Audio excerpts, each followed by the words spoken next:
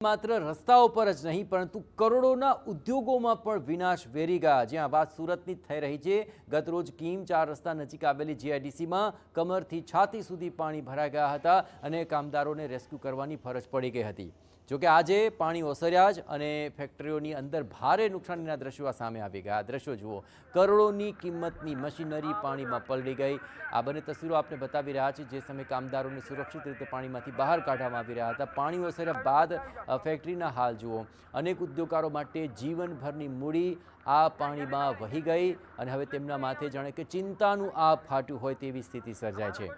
ઉદ્યોગકારોનું માનવું છે કે મશીનરી, કાચો માલ અને તૈયાર માલને ભારે નુકસાન પહોંચ્યું છે અને તેની નુકસાની કરોડોમાં જઈ રહી છે, જેનાથી ફરી ઊભા થવું તેમને સરળ નથી લાગી રહ્યું।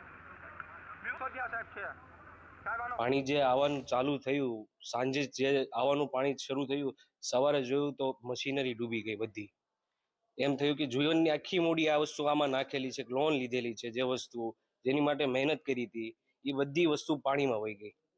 સવારમાં ઉઠ્યા કાંઈ વસ્તુ નહીં, પાણી જે થોડું થોડું ઓલું નીચે થયું, મશીન જોયા, મશીનમાં પાણી ફરી ગયું હતું બધું જ। દુઃખ તો બહુ થયું છે। અમે 24 કલાક ખાધા પીધા વગરના અમે અહીંયા જ હતા। પછી તંત્રની ટીમ આવી અને અમને રેસ્ક્યુ કરવામાં આવેલા છે। અમે બહાર જ અહીંયા ઊભા હતા, સૂતા નહોતા। અમારા આખા માણસો, અમારો સ્ટાફ, અમારું યાન પડેલું છે 30-35 લાખનું। અમારો ગ્રેનો સ્ટોક અમારી પાસે કરોડથી 1.25 કરોડનો છે।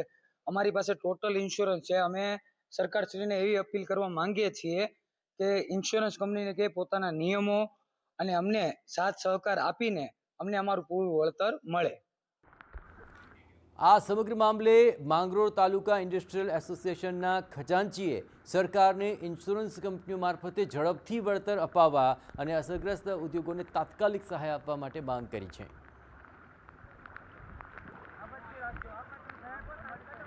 મોટા બોરસરામાં જે બોલાવમાં જે ઇન્ડસ્ટ્રીઝનું જે પાણી ભરાવાથી બહુ મોટા પાયે ઇલેક્ટ્રોનિક નુકસાની થઈ છે।